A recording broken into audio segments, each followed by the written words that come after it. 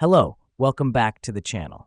Today, we're diving straight into how to track freelance projects in Todoist, your complete guide for 2025.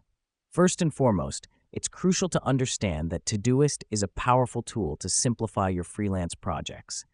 It's all about creating a project for each of your freelance tasks. Simply click on the plus sign, type in your project name, and hit enter.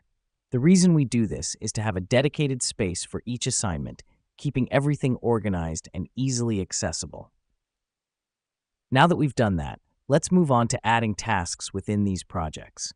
To do this, click on your project, then use the Add Task button.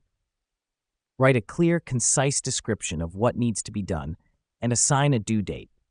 This helps us because it breaks down our project into manageable chunks, and the due date keeps us on track with our timelines. Next up, let's talk about labels and filters. Labels allow you to categorize tasks based on their nature. For instance, you could label tasks as research, writing, editing, and so on. On the other hand, filters help you view tasks based on specific criteria like due dates or labels.